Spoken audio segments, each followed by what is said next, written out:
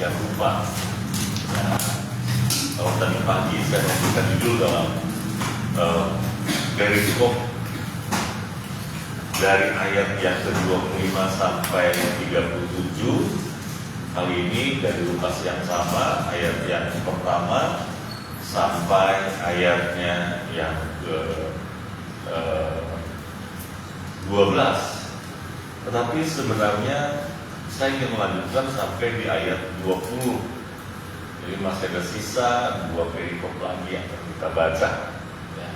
Tapi tentu saya tidak akan membaca sekali lagi bagi kita sekalian. Oleh karenanya Bapak Ibu Saudara yang dikasih Tuhan, menyimak saja dengan seksama bagian perikop ini. Lukas 10 ini menjadi sebuah catatan penting yang memang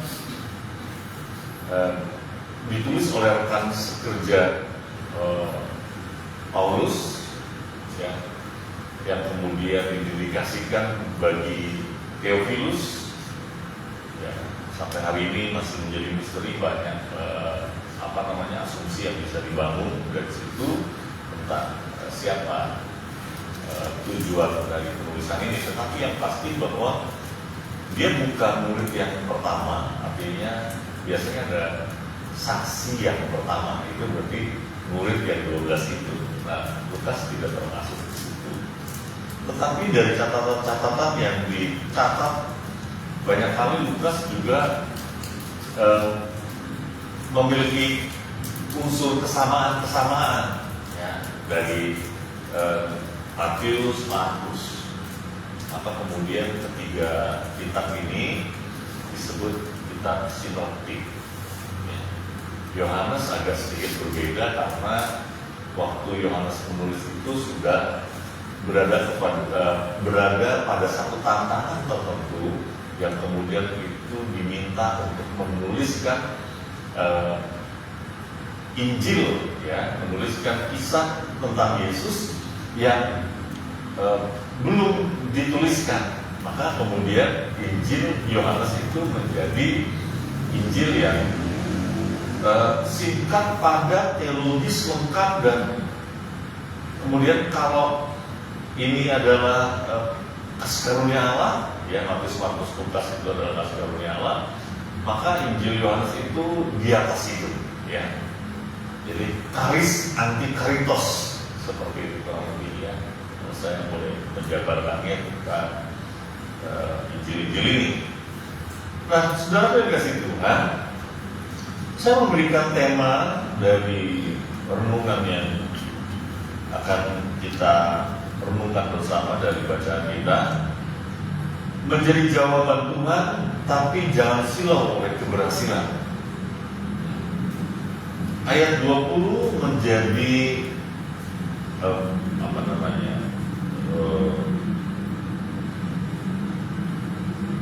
ayat yang akan mengarahkan kita seluruhnya dari renungan yang bisa kita dapatkan dari bacaan ini. Ayat 20 kita akan membaca bersama-sama. 1, 2, 3. Namun demikian, janganlah bersukacita karena roh itu takut kepadamu, tetapi bersukacitalah karena namamu terdaftar di sorga. Saya membagi 2 bagian dalam renungan kita pada sore hari ini. Yang pertama adalah tugas ilahi menjadi jawaban bagi sesama. Lukas pasal yang ke-10 ayat 25 sampai 37, ya. Tuhan Yesus memanggil kita untuk menjadi jawaban bagi kebutuhan sesama, ya. Bukan sebagai pilihan. Jadi waktu Tuhan Yesus katakan siapakah sesama manusia, lalu kemudian ditunjuklah orang Samaria, lalu kemudian Tuhan Yesus menjadi representasi dari orang Samaria itu sendiri, ya. Karena orang Samaria melihat orang yang teraniaya, yang dirampok itu, korban perampokan dan penganiayaan yang setengah mati itu, ya. itu menjadi padanan kisah, padanan kisah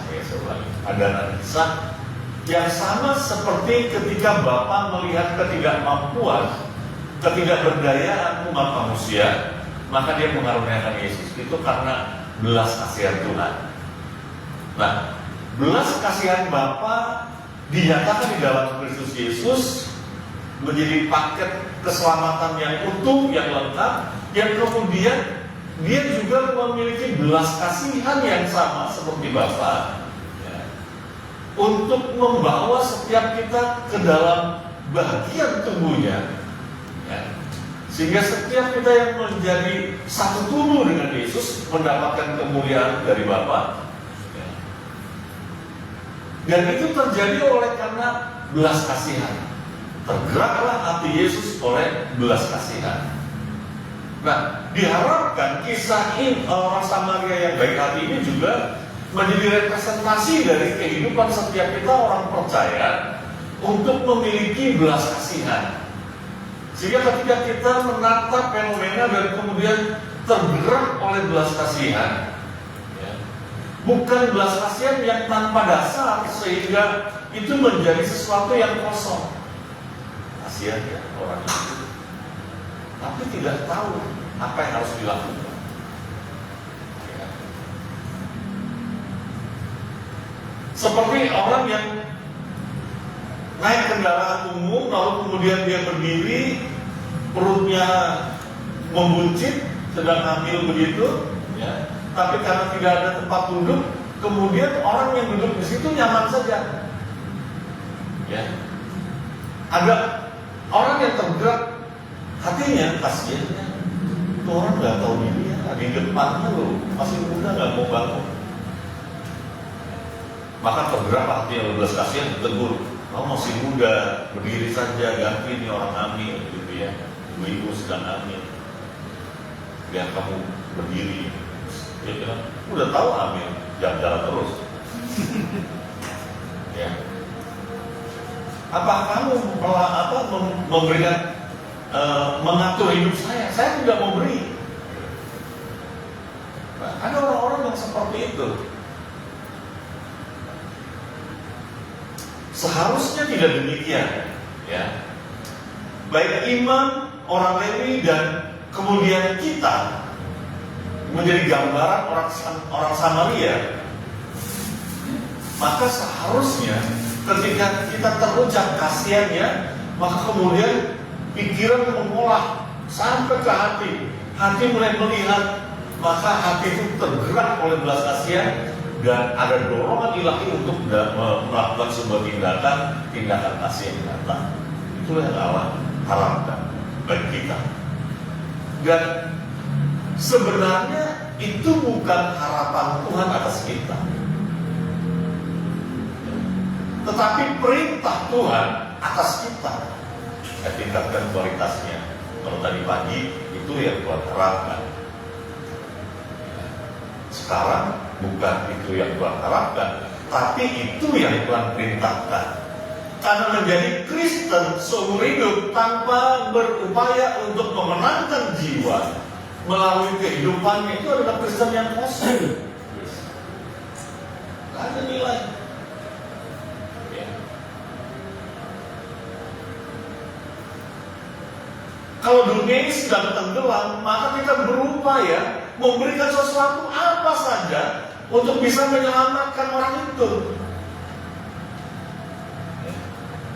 Maka kemudian seluruh kehidupan kita menjadi kepanjangan tangan kasih Tuhan untuk pergi menyelamatkan satu jiwa. Mulai terkejut melalui media sosial, karena ternyata banyak sekali orang yang menjadi buta. Tapi kemudian dibandingkan, banyak juga orang yang mualaf. Dua agama ini aja yang terus begitu. Ya, saya sih nggak terlalu penting untuk yang ini gitu ya. Nggak perlu deklarasi, tapi lakukan saja. Apapun yang kita lakukan bagi orang-orang di sekitar kita, seperti orang Samaria yang baik hati itu, adalah upaya menyelamatkan satu jiwa. Jadi kalau tindakan orang Samaria yang berangkat dari sebuah, bukan sekedar tahu tentang kasih, tentang perintah mengasihi sesama, tetapi dia mengambil sebuah keputusan untuk bertindak, sehingga tindakan ini menjadi kepanjangan tangan kasih Tuhan atas satu pribadi dengan satu tujuan, menyelamatkan. Mungkin kita hanya melihat yang diselamatkan itu kan bukan jiwanya, Pak, tapi fisiknya. Betul. Tapi setiap sentuhan kasih yang nyata akan membawa perubahan dalam sebuah tindakan. Atau contoh misalnya, betapa terkejutnya ketika teman-teman Cidaru yang dikasih uang sama jadi 100 juta, lalu kemudian dilanjutkan, diserahkan kepada bendahara masjid untuk pembangunan, dan itu sebenarnya sebuah pukulan. Tapi bagi kita enggak, sedang mempraktekkan kebenaran firman Tuhan, ya. Membalas kejahatan dengan kebaikan itu kebenaran firman Tuhan. Seperti orang menumpukan bara api di atas kepala ini yang disebut dengan perintah. Meskipun tidak secara detil bahwa itu adalah perintah Tuhan, tetapi yang menjadi kehendak Bapa adalah perintah bagi kita. Amin. Tidak harus tersurat. Setiap kehendak Tuhan yang harus terimplementasi dalam kehidupan kita, itu perintah. Maka tugas ilahi menjadi jawaban bagi sesama itu bukan kehendak Tuhan saja. Ya. Tapi kalau hanya sekedar kehendak Tuhan, ya kita boleh lakukan, boleh jalankan, karena itu bukan perintah. Tapi kalau itu menjadi sebuah perintah, maka mau tidak mau kita lakukan itu, karena itu adalah kehendak Tuhan. Saudara, kasih Tuhan, dunia saat ini penuh luka. Ya. Rasanya greget melihat anak melawan orang tua. Ada orang tua yang dipukul sama anaknya, rampok duitnya, rampas. Baru-baru ini orang tuanya masih hidup, ya. Dia menuntut supaya warisannya dibagi, mirip sekali dengan anak kita. Waktu dicoba tekankan, memang mau bagi ya? Enggak, kan ini kamu kuasai. Ayo kita sama-sama ke notaris. Ditanya bapaknya, mau nggak Pak kita ke notaris? Nggak mau. Atau Pak, ini sertifikatnya boleh nggak dikasih dia? Nggak boleh. Ini tuh anak yang nuntut sampai segitu sama orang tuanya. Emang ikut nyari atau gimana gitu? Kalau dia anak yang sulung sih mungkin ya nuntut sama bapaknya seperti itu. Saya nggak tahu cerita, tapi yang saya tahu kok nggak di mana moralitasnya. Ya. Mudah-mudahan orang Kristen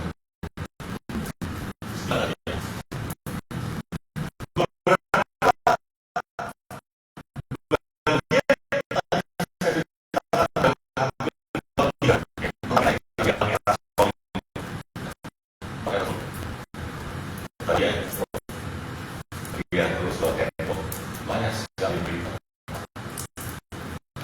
Kemudian kita mulai tergerak. Dunia penuh luka dan Tuhan menuntut kita untuk menjadi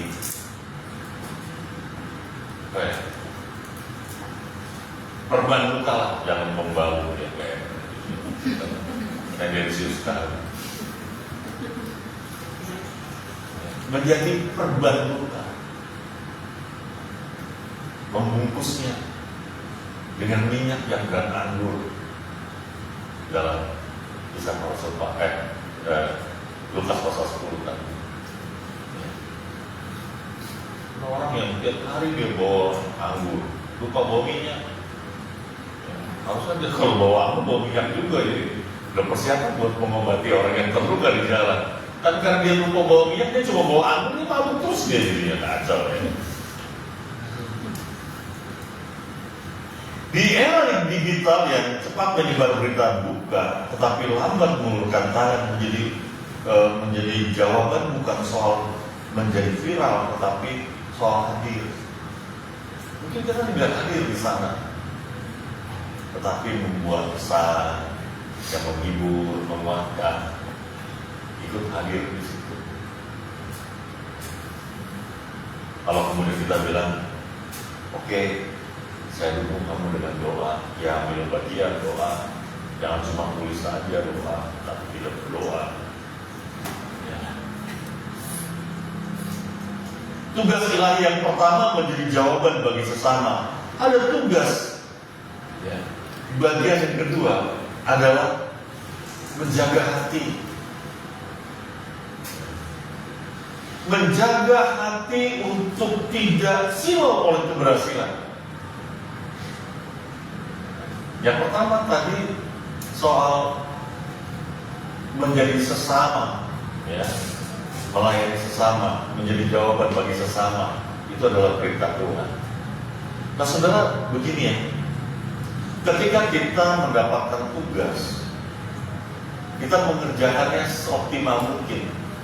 Ada sebuah titik ideal untuk diukur sebagai berhasil, itu namanya optimal, ya, keberhasilan yang terukur dan titik idealnya.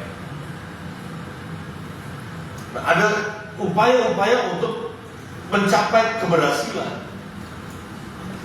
Tetapi saudaraku dikasih Tuhan, kalau kita melaksanakan perintah Tuhan, kalau kita melaksanakan tugas pekerjaan, tanggung jawab yang kita kerjakan dan sebagainya, lalu kemudian kita menjadi berhasil di dalam pekerjaan itu, dalam tanggung jawab itu, maka yang perlu dijaga adalah hati kita untuk tidak menjadi sombong, karena itu sangat potensial sekali.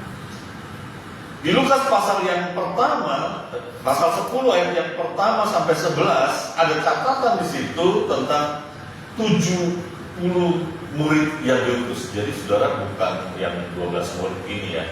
Jadi ada 70 yang lain juga dilatih oleh Tuhan Yesus, kemudian diberikan wejangan, ya, nasihat-nasihat sebelum diutus, diberikan pengetahuan juga supaya lakukan ini itu, ya. Kalau kemudian jangan tinggal di satu tempat dan sebagainya, itu bukan berarti tidak boleh tinggal, karena di ayat berikutnya boleh tinggal kalau diterima. Lalu kemudian jangan berhenti sampai ke tujuan, itu menjadi fokus kita dan sebagainya. Itu bisa kita baca secara perlahan, menemukan maknanya. Ya. Saya tidak membicarakan soal makna itu, tetapi ketika Tuhan memberi tugas, maka Tuhan juga yang memberi keberhasilan. Tetapi hati kita jangan berlabuh pada pencapaian itu. Kalau kita labuhkan hati kita pada pencapaian, nanti kita ada masuk lagi tugas berikutnya. Karena firman Tuhan katakan, setia dalam perkara kecil, Tuhan memberikan perkara yang besar, dan terus begitu. Kalau kita terlena pada pencapaian, pada keberhasilan, maka keberhasilan itu akan menjadi shelter yang membawa kita kepada kesombongan.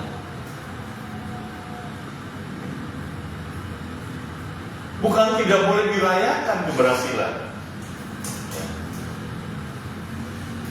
tetapi ketika murid-murid itu bersukacita karena berhasil, Tuhan Yesus mengingatkan mereka supaya jangan puas dengan keberhasilan, jangan bangga dengan keberhasilan, tapi banggalah karena namamu terdaftar di surga.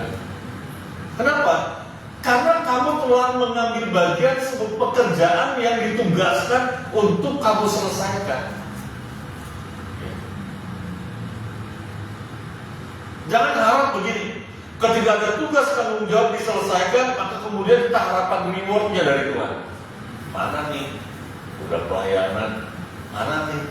Udah ambil bagian, mana nih? Gitu. Kok gini-gini saja? Kita akan dibiarkan gitu untuk masuk ke dalam pemikiran seperti itu sampai kita menyadari, ya, bahwa ternyata bukan itu tujuan. Kenapa? Kalau enggak kita terus di bawah gitu.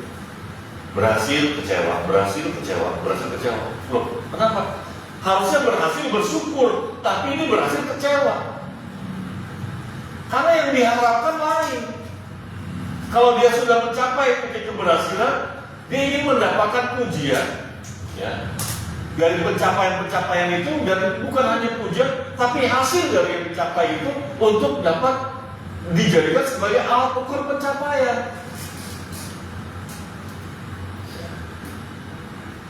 Selesai tuh proyek, apa yang sisa, puji Tuhan, ada mobil. Selesaikan lagi satu proyek, puji Tuhan, punya rumah. Selesaikan lagi satu proyek, lihat sebentar, 3 kali lagi atau 2 kali lagi kita akan mengatakan, puji Tuhan ya, Bapak sayang banget sama saya. Ya. Ada satu jemaat yang setia sekali, kursinya nggak pernah pindah-pindah, selalu di situ. Ya. Lewati setahun, 2 tahun, 3 tahun, 5 tahun, 10 tahun, 24 tahun. Majelis mulai berunding, ya, kita kasih penghargaan sama dia, kita buatkan pin yang dibawa ya, pin gereja GSKI, kita kasih penghormatan. Ya gampang lihat ya, cuma 50.000 kok gitu. Jangan 50.000, kita buat dari emas. Tambah lah, kasih ya. Wah, panggil teman. 25 tahun tanpa henti dan selalu setia, tidak pernah tidak hadir dalam hidupnya, dalam ibadah, ya. Selalu hadir dan untuk disematkan. Ini emasnya Tuhan, pakai Tuhan dia bersyukur. Tapi sejak itu dia selalu pakai kalau ke gereja dan selalu cerita, ini penghargaan karena saya setia di gereja 25 tahun saya dikasih penghargaan ini. Tuhan ya, senang sekali, menjadi baik sekali. Tiap kali dia cerita begitu. Udah lupa ya. Berangkat dari kerendahan hati, mengakhiri dengan kesombongan. Itu maksudnya, saya bisa nangkep maksudnya.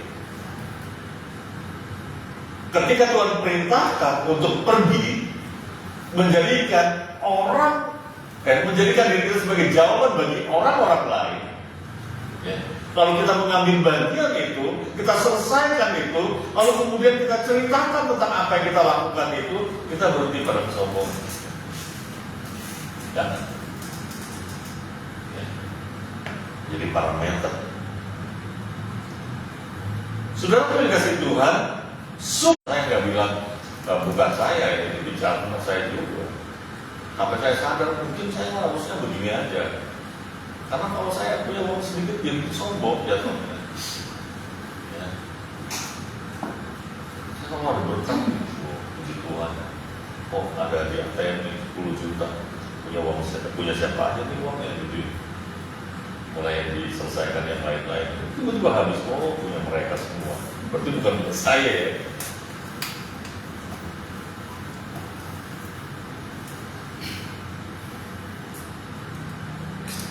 Pelayanan atau pencapaian kita yang berhasil harus mengarah pada penyembahan, bukan pemuliaan diri.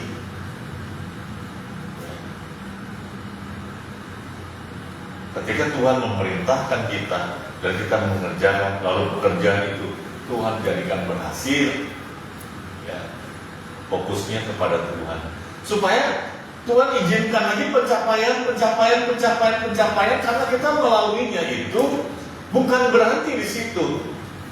Kita fokus kepada Tuhan. Bukan supaya nanti pakai tiara, mahkotanya susun 3 gitu. usah lah, masalah Tuhan aja itu. Kalau Tuhan melihat hati, dia tahu lah hati.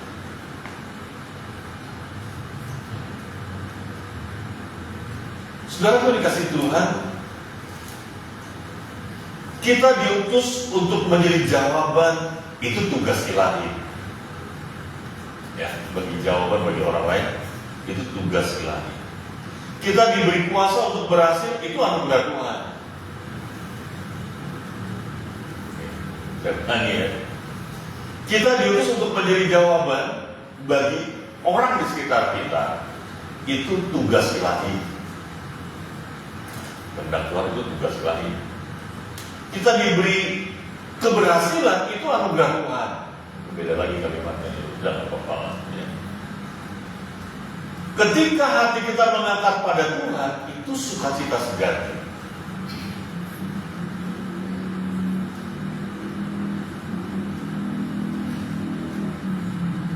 Saya seperti orang yang menghabiskan waktu tanpa makna.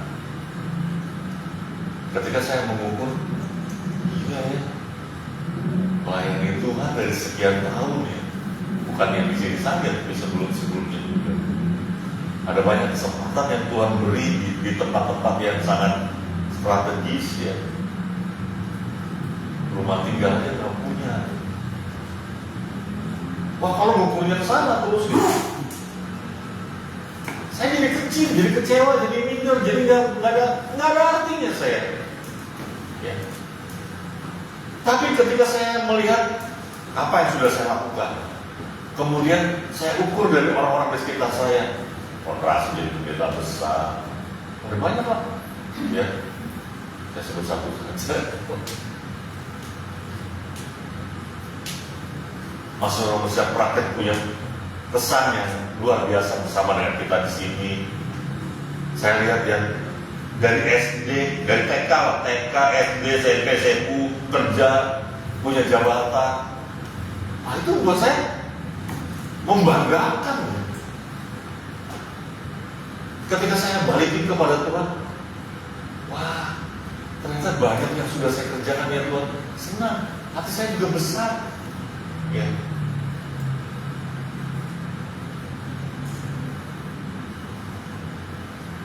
Ada sukacita di situ. Ada sukacita. Dan sukacita itu sukacita yang seharusnya ada. Maka kemudian disebut sukacita yang sejati. Jadi saudara yang dikasih Tuhan, lakukan perintah kasih setiap hari. Lihat, peduli, bertindak. Jangan ukur nilai diri dari keberhasilan, tapi dari kesetiaan. Setia dalam perkara kecil, lakukan lagi perkara yang besar, lakukan lagi apa yang Tuhan percayakan, kerjakan saja. Sehingga Pengkhotbah pasal 9 ayat yang 10 itu menjadi bagian yang kita kerjakan setiap hari.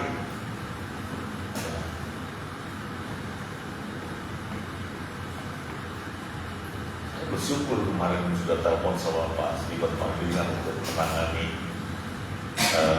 kerinduan para nabi Kristen di lapas pulang kapal. Itu membahagiakan banget buat saya. Saya bisa mengurus itu saja. Mungkin nggak ada uangnya, saya bilang, masa ya Tuhan tidak memberi? Kalau saya bekerja bagi dia punya pekerjaan ini. Bapak pulang pengusahanya, kata Yohanes pasal 15. Ya, kenapa kita jadi ragu? Kerjakan saja bagian kita. Terlalu mudah kalau dia mau berkati gitu. Terlalu mudah. Gak usah dipolakan, harus bagaimana, harus begini, harus begitu, gak usah. Ya. Bahkan firman Tuhan katakan, Tuhan memberikannya kepada yang dicintainya. Aku tidur, maka banyak yang tidur. Ya. Tapi pastikan dicintai Tuhan. Kalau tidur mulu tapi Tuhan tambah sebel, kenapa? Udah sebel, ya, kita aja tidur mulu, dibangun kita, suruh belajar sama semut. Belajar sama semut tuh, lihat semut tuh, ya kan? Nah, lalu nanti ya kan? Lalu kemudian latihlah hati bersyukur saat berhasil, bukan membanggakan diri. Memang patut dibanggakan. Semua keberhasilan kita patut dirayakan dan menjadi sebuah kebanggaan. Ya. Karena itu memang bagian kita, rewardnya. Kalau kemudian kita bawa nama Tuhan, puji Tuhan ya Tuhan sertai, Tuhan berkati, selesai juga akhirnya. Ya memang patut kita rayakan. Tapi hati, jaga, peliharakan supaya jangan sampai kelewatan. Ya, kalau udah terlalu jauh, U-turn-nya susah. Harus cari tempat berbuka kalau udah kelewatan. Saudara yang dikasih Tuhan, di Amsal pasal yang ke-16 ayat yang ke-18, firman Tuhan berkata demikian. Amsal 16 ayat 18. Kencongkakan mendahului kehancuran dan tinggi hati mendahului kejatuhan. Ya. Makanya Tuhan melarang 70 kembali terus memberitakan, waduh, semua iblis kami usir, pergi keluar, orang yang sakit kami doakan sembuh, kami tumpang tangan, olesi minyak sembuh. Wow, suka cita ya. Kalau Tuhan Yesus bilang, oke, ya, jangan senang karena mujizat-mujizat itu terjadi, jangan senang karena keberhasilan dari pelayanan yang aku tugaskan kepadamu, tapi senanglah karena namamu tercatat di surga. Saudara dikasih Tuhan, kalau kehendak Tuhan adalah perintah bagi kita dan kita mengerjakannya dengan penuh hormat kepada Dia, maka kita sedang menggores nama kita di hati Tuhan. Udah jadi nama kita di situ, wah, ganti fontnya, diwarnai lagi dengan warna yang berbeda supaya lebih pelangi. Kurang bagus diganti font lagi, dibuat begitu sampai kemudian nama kita indah di hati. Tidak mudah tentu, ya. Tetapi sekali lagi, ketika Dia memberikan perintah, Dia juga yang memberikan keberhasilan buat kita.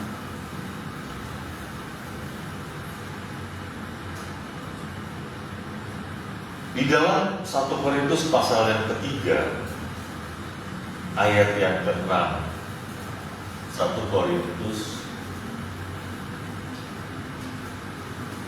pasal yang ketiga ayat yang ke-6, ketika terjadi perselisihan dari pelayan-pelayan ini, bisa terjadi segala.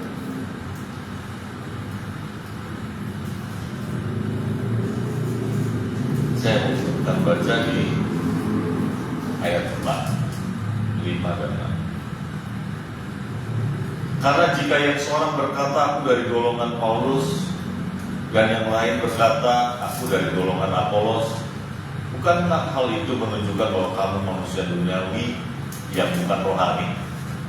Jadi apakah Paulus pelayan-pelayan Tuhan yang olehnya kamu menjadi percaya, masing-masing menurut jalan yang diberikan Tuhan kepadanya. Ya, ini ayat 5 ini penting sekali, saudara, supaya kita tahu keberhasilan setiap orang itu ada peran Tuhan di dalamnya, tidak selalu sama. Ya, ya. Masing-masing menurut jalan yang diberikan Tuhan kepadanya. Ya, seperti kepada saya juga. Ayat yang ke-6, aku menambah, Apolos menyiram, tapi Allah memberi pertumbuhan. Artinya, ketika kita mengerjakan pekerjaan yang menjadi kehendak Tuhan atas kehidupan kita, keberhasilan itu adalah kehendak Tuhan. Kalau Tuhan tidak kehendaki berhasil, tapi kita tetap diminta untuk pergi, itu bukan urusan kita. Oh begitu Pak. Ya, sehingga Yunus Waktu diutus oleh Tuhan untuk pergi ke Niniwe, Yunus tahu nanti mereka bertobat, kau batalkan rencanamu. Enggak, aku nggak mau pergi gitu. Tapi kemudian dia pergi juga dengan sedikit tekanan. Setelah dia pergi, dia berhasil di dalam pekerjaannya, membuat raja dan seluruh rakyatnya bertobat. Lalu Tuhan batalkan rencananya untuk menghancurkan Niniwe. Ya. Apa yang dirasakan oleh Yunus? Kecewa. Bahkan Alkitab tidak menjelaskan sejauh mana kecewa. Ya. Tetapi yang pasti, ketika kita tidak memahami kehendak Tuhan dalam kehidupan kita dalam melaksanakan tugas dan tanggung jawab yang Tuhan percayakan kepada kita, ini bukan masalah yang di gereja, tapi juga di kantor, di tempat kita kerja, tugas, dalam studi kita dan dimanapun kita. Ya. Ketika kita mengerjakannya, itu menjadi kehendak Tuhan dalam kehidupan kita. Berhasil atau tidak berhasil, itu bukan urusan kita.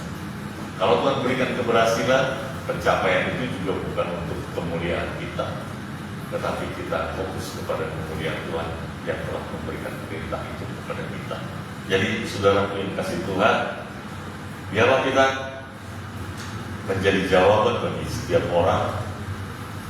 Tetapi ketika kita diberi keberhasilan, jangan silau dan melupakan Tuhan. Tuhan memberkati kita. Mari kita berdoa.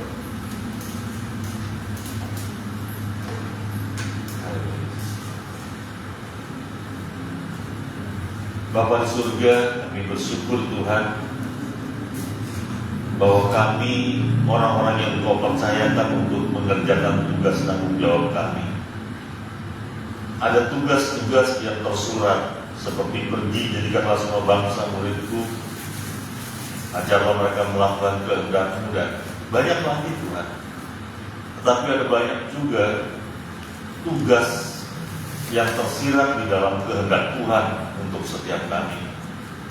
Ketika Engkau menjelaskan tentang eksistensi kami, bahwa kami adalah terang dan garam dunia, dan kami diutus ke tengah dunia ini seperti domba ke tengah serigala, dan kami harus melakukan apa yang menjadi kehendak Tuhan, membalas kejahatan dengan segala kebaikan yang dapat kami lakukan, dan kami boleh menjadi perban luka bagi orang-orang yang terluka, dan kami boleh menjadi jawaban bagi setiap orang, sehingga hidup kami bermakna. Karena ketika Tuhan mengutus, kami mengerjakannya. Bapa di surga, di dalam nama Yesus, ketika tugas kami selesai, karakter kami tetap harus fokus kepada apa yang menjadi kehendak Tuhan. Kami rindu menjadi jawaban Tuhan atas setiap orang di bumi ini, dan tetap fokus kepada tujuan kami memuliakan Engkau yang ada di surga.